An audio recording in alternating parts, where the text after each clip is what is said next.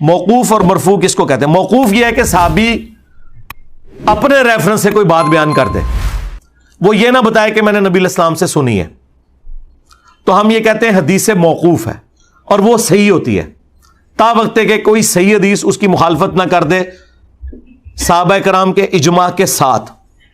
صرف صحیح حدیث کی مخالفت بھی ضروری نہیں ہے، جب تک صحابہ کرام اس کو انڈورس نہ کریں۔ ہو سکتا ہے وہ دونوں باتیں درست ہوں، جس طرح اب بخاری میں ہے کہ نبی علیہ السلام کندھوں تک ہاتھ اٹھاتے تھے، مسلم میں کانوں تک اٹھاتے تھے، دونوں حدیثیں موجود ہیں، تو اب آپ یہ نہیں کہیں گے ٹکرا رہی ہیں، دونوں طریقے ثابت ہو گئے۔ تو موقوفاً روایت، جس طرح مولا علی کا قول ہے فضائل صحابہ احمد بن حنبل میں کہ میری وجہ سے دو فرقے جہنم میں جائیں گے اور دو گمراہ ہوں گے، ایک میری محبت میں غلو کر کے، ایک میری دشمنی میں، اور یہی مولا علی کا قول نہج البلاغہ میں بھی موجود ہے۔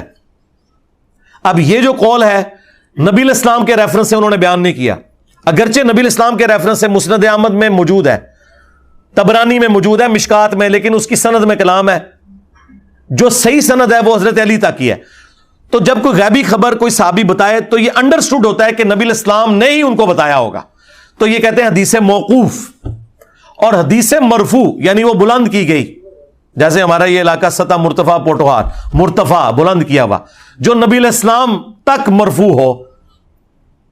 بعض اوقات ایک جگہ موقوف ہوتی ہے، دوسری جگہ مرفوع آ جاتی ہے۔ مثلا امام بخاری صحیح بخاری میں موقوفاً لے کر آئے ہیں کہ مولا علی علیہ السلام نے حضرت عمر فاروق رضی اللہ تعالیٰ عنہ کو ایک شخص پہ حد لگانے سے روک دیا تھا، چیف جسٹس جو تھے، اور کہا کہ امیر المومنین کیا آپ کو نہیں پتا کہ 3 لوگوں سے اللہ نے اپنا قلم اٹھا لیا ہے، سویا ہوا شخص پاگل اور چھوٹا بچہ۔ یہ شخص پاگل ہے جس کے اوپر آپ نے حد جاری کیا، تو حضرت عمر نے اپنا ڈیسیژن واپس لے لیا۔ بخاری میں یہ واقعہ ہے، اور حضرت علی نے حدیث نہیں بیان کی، خود اپنی طرف سے بات کی کہ اے امیر المومنین 3 لوگوں سے اللہ نے قلم اٹھا لیا۔ لیکن سنن ابن ماجہ میں جو یہ روایت ہے نا، وہ یوں ہے کہ مولا علی کہتے ہیں کہ میں نے رسول اللہ سے سنا کہ 3 لوگوں سے اللہ نے اپنا قلم اٹھا لیا۔ تو یہ کنفرم ہو گیا کہ وہاں جو مولا علی کہہ رہے تھے، اگرچہ انہوں نے نبی علیہ السلام کو مینشن نہیں کیا، یہ انڈرسٹوڈ تھا کہ رسول اللہ کے سننے پر ہی موقوف ہے۔ لیکن یہ ہر جگہ رول نہیں اپلائی ہوتا، بعض اوقات ہو سکتا ہے کسی صحابی کی اپنی ذاتی رائے بھی ہو، لیکن وہ کسی بریلوی دیوبندی وہابی نے نہیں چیک کرنا، وہ محدثین بتاتے ہیں کہ یہاں پہ اس صحابی کی ذاتی رائے تھی، انہیں اس معاملے میں اجتہادی غلطی لگی، اور اوورآل جو ہے یہ معاملہ اس طریقے سے ہے۔ مثلا ہم سمجھتے ہیں کہ وہ تمام اصحاب جنہوں نے جنگ صفین میں یا جنگ جمل میں حضرت علی کا ساتھ نہیں دیا اور غیر جانبدار ہو گئے، انہیں اجتہادی غلطی لگی تھی، خصوصاً ابو بکر رضی اللہ تعالیٰ عنہ، جو یہ کہتے تھے، لوگوں کو منع کرتے تھے کہ جی یہ حدیث ہے بخاری میں 7083، اس کے نیچے پھر محدثین نے باقاعدہ شرح بیان کی ہے کہ بھئی ابو بکرہ کا یہ موقف درست نہیں تھا۔ ایک صحابی ہے ابو بکر، ایک ہے ابو بکرہ، وہ لوگوں کو روکتے تھے اس بات سے کہ وہ حضرت علی کا یا ان کی مخالفین کسی جماعت کا ساتھ دیں۔ وہ کہتے تھے کہ نبی علیہ السلام نے فرمایا کہ جب ایک مسلمان دوسرے پہ تلوار اٹھاتا ہے نا تو دونوں جہنمی ہو جاتے ہیں، قاتل اور مقتول۔ تو صحابہ نے پوچھا کہ قاتل تو جہنمی ہے، مقتول کیوں؟ تو نبی علیہ السلام نے فرمایا کہ مقتول نے بھی تو اپنے بھائی کو قتل کرنے کا ارادہ کیا تھا نا۔ اس حدیث کو فٹ کرتے تھے جنگ جمل اور صفین کے اوپر۔ اب مجھے بتائیں، جنگ جمل اور صفین میں جو صحابہ تھے وہ تو ان سے بہت سینئر تھے، ان کو دین کا فہم بھی ان سے زیادہ تھا، پھر مولا علی سے زیادہ کون علم دین جانتا تھا؟ مولا علی کی حکم پہ عمل کر رہے تھے جو سورہ الحجرات میں ہے کہ جب مسلمانوں کا گروہ باغی ہو جائے تو اس کے خلاف قتال کرو یہاں تک کہ توبہ پر آمادہ ہو جاؤ۔ تو یہ کہتے ہیں یہ حضرت علی کے مخالفین کو باغی کہتا ہے، اور قرآن میں لکھا ہوا ہے باغی، بغا کا لفظ موجود ہے لیکن وہ پولیٹیکل ٹرم میں باغی ہے، دین سے باغی نہیں، نعوذ باللہ۔ ہم رضی اللہ عنہ کہتے ہیں، اسی مجلس میں میں رضی اللہ عنہم اجمعین وعلیہم السلام اجمعین کہہ رہا ہوں، تو رسپیکٹ تو نہیں کم ہونے دے رہا۔ یہ پولیٹیکل ٹرم، بس مولوی پورا نہیں پڑھا لکھا ہے نا، ان کے کرم ہے، انہوں پڑھانا بھی میں آ کے کہ جدو میں پولیٹیکل لفظ بول رہے تھے مطلب کیا ہے، اور خدا نہ خواستہ اگر یہ پولیٹیکل نہیں تھا تو پھر تو بڑا خطرناک مسئلہ ہے۔ اس کا تو مطلب ہے حضرت علی کیا مخالفین کو کافر سمجھتے تھے؟ کیونکہ بخاری مسلم میں حدیث ہے کہ 3 وجہ سے ہی مسلمان کا قتل کیا جا سکتا ہے، یا وہ دین چھوڑ جائے، مرتد ہو جائے، یا وہ شادی شدہ زانی ہو تو اسے سنسار کیا جائے گا، یا قتل کے بدلے قتل کیا جائے گا۔ اب یہ تینوں کیٹیگریز حضرت علی کے کیس میں ان کے مخالفین کے ساتھ تو نہیں آتی ہیں، تو چوتھی کیٹیگری پھر قرآن والی ماننی پڑے گی، جب مسلمانوں کا گروہ باغی ہو جائے تو اس کے خلاف قتال کرو، ورنہ پھر آپ کو حدیث والا ماننا پڑے گا کہ حضرت علی کے مخالفین کیا نعوذ باللہ مرتد ہو گئے تھے؟ نہیں۔ کیا وہ زانی تھے کہ سنسار کروانا تھا ان کو؟ نہیں. کیا قتل کے بدلے قتل ہو رہا تھا؟ نہیں. بلکہ ایک پولیٹیکل گورنمنٹ کے خلاف انہوں نے اعلان بغاوت کیا تھا, اور یہ اعلان بغاوت پولیٹیکل تھا, نہ کہ یہ کہ نعوذ باللہ وہ کوئی اسلام سے نکل گئے تھے. ہم تو خوارج کے بارے میں بھی نہیں کہتے کہ وہ اسلام سے نکل گئے ہیں, اگرچہ ان کے بارے میں حدیثیں ہیں, ان کی ہم تعویل کرتے ہیں مولا علی کی وجہ سے, کیونکہ مولا علی سے جب پوچھا گیا مصنف ابن ابی شیبہ میں یہ کیا ہے, کافر ہیں, انہوں نے کہا کافر نہیں ہے, یہ کفر سے اتنی نفرت کرتے ہیں کہ میرے بارے میں بدگمان ہو گئے کہ میں کافر ہو گیا ہوں, اس لیے تو میرے خلاف کھڑے ہوئے.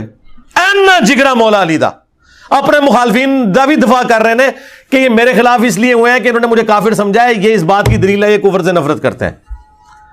اب مولا علی کو تو چاہیے تھا بخاری مسلم کی حدیث فٹ کر دیتے کہ جو کسی مسلمان کو کافر کہے اس پہ کفر لوٹ جائے گا. انہیں پتا تھا یہ اس صورت میں ہے جب تعویل کی غلطی نہ لگی ہوئی ہو. یہی تو ہم نے بات کی تھی کہ تعویل کی غلطی کی وجہ سے اگر کوئی کسی صحابی کو کافر کہہ لے اس پہ کفر نہیں لوٹتا. ہاں جو صحابی یا مسلمان سمجھتے ہوئے کہے گا وہ تو عام مسلمان کو بھی آپ کافر کہہ دیں تو کفر لوٹ جاتا ہے. اور یہ بات امام بخاری نے صحیح بخاری میں چیپٹر کی ہیڈنگ میں لکھی ہوئی تھی کہ اگر کوئی کسی مسلمان کو کافر کہہ دے تو وہ کافر نہیں ہوگا تعویل کی غلطی کی وجہ سے. ابن ابی بلتا والا واقعہ لکھا اور انہوں نے کہا حضرت عمر کافر نہیں ہوتے, اگرچہ انہوں نے ایک بدری صحابی کو منافق اور کافر کہہ دیا تھا کیونکہ حضرت عمر کو غلطی لگی تھی, لیکن حضور نے اسے توبہ اس لیے نہیں کروائی کہ اگر کوئی تعویل کی غلطی کی وجہ سے کسی مسلمان کو بدری صحابی کو بھی کافر کہہ دے اس پہ کفر نہیں لوٹتا. دیکھو یہ ٹیکنیکل بحثیں تھی, پیورلی مجھ سے پہلے کتابوں میں لکھی ہوئی تھی, لیکن کسی نے ان کی منجی نہیں ٹھوکی ہوئی تھی نا, اس لیے ان سے کوئی مسئلہ نہیں. امام بخاری لکھ کے گئے ہیں کہ بدری صحابی کو بھی کافر کہنے سے کوئی کافر نہیں ہوگا تعویل کی غلطی کی وجہ سے. انجینئر نے کہتا اور جاؤ پڑھ کے آؤ, خدا آدھا نہ آ جائے, لیکن پڑھو گے تو ہی پڑھنا پڑے گا. میری ویڈیو دیکھو, پڑھنے سے ویڈیو دیکھو تو پتہ لگے. بخاریاں پڑھ کے نکلے ہو, پتہ ہی نہیں بخاری کے لکھے ہے. تو وہ جو بخاری کی حدیث تھی نا ابو بکر والی رضی اللہ تعالیٰ عنہ, اس کے کانٹیکسٹ میں وہ پھر باقاعدہ محدثین اس کو ریبٹل کرتے ہیں کہ حضرت علی نے جو جنگ لڑی ہے وہ پولیٹیکل اختلاف کی وجہ سے. ویسے تو بخاری مسلم میں موجود ہے کہ جس نے وقت کے امیر کو نہیں پہچانا جاہلیت کی موت مرا ہے, اور وہ بیعت ضروری ہے, اور یہ ساری چیزیں موجود تھیں. تو یہ ماننا پڑے گا یہ پولیٹیکل بغاوت والا سٹانس ہے. اچھا, اب وہ پھر اس سے اگلے سٹیپ پہ جا کہتے ہیں نہیں جو اصحاب جمل تھے انہوں نے حضرت علی سے معافی مانگ لی تھی. بالکل, تو اس کا انکاری کون ہے؟ تو میں بتا رہا ہوں کہ معافی مانگی ہے. مجھ سے زیادہ سیدہ عائشہ کا دفاع کس نے کیا ہے؟ طلحہ اور زبیر کا کس نے کیا ہے؟ تم لوگوں کا کیا لینا دینا صحابہ کے ساتھ؟ لیکن وہ جو ایونٹ پرفارم ہوا ہے اس پہ محدث اعظم سعودیہ کے پورے کمنٹس پڑھو حدیث حوض کے اوپر. انہوں نے کہا یہ بات بالکل غلط ہے, ہم کہیں دونوں پارٹیاں درست تھیں, ہزاروں مسلمان قتل ہو گئے, ہمیں یہ سیٹ کرنا پڑے گا, رسپانسبلٹی فکس کرنی پڑے گی یا حضرت علی کی جماعت کے اوپر یا ان کے مخالفین کے اوپر. تو انہوں نے کہا رسپانسبلٹی ان کے مخالفین پہ فٹ ہوتی ہے, ان کی وجہ سے مسلمان شہید ہوئے ہیں. حضرت علی حق پہ تھے, خلیفہ برحق تھے. یہ محدث اعظم ناصر الدین البانی سلسلہ حدیث صحیحہ میں لکھ رہے ہیں, اور میں نے وہ سارا اپنے کربلا والے ریسرچ پیپر میں نقل کیا ہے.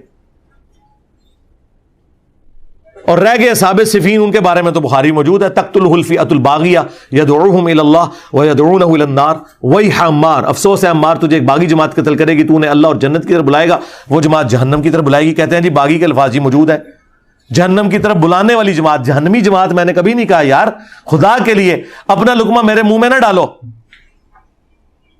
جہنم کی طرف بلانے والی, وہ تو کوئی جھوٹ کی طرف بھی بلائے وہ جہنم کی طرف بلا رہا ہے. جہنم اور جنت کا فیصلہ آخرت میں ہونا ہے, لیکن نبی علیہ السلام کے الفاظ تو میں چینج نہیں کر سکتا کہ باغی اور جہنم کی طرف بلانے والی جماعت. دیٹس آل, بس اس سے آگے ہم نہیں جائیں گے. حالانکہ میں چلا گیا ہوں, میں رضی اللہ عنہ بھی کہتا ہوں اصحاب صفین کو, اصحاب جمل تو 24 کیرٹ سونا ہے نا, وہ تو ٹکر کے لوگ ہیں, وہ سابقون اولون ہیں, اس لیے اللہ نے ان کو توبہ کی توفیق بھی دی. اما عائشہ کو بھی, سیدنا طلحہ کو بھی, زبیر کو بھی, رضی اللہ عنہم اجمعین وعلیہم السلام اجمعین. میرا کربلا والا ریسرچ پیپر پڑھ لیں اور میری ویڈیوز پہ گوائیں.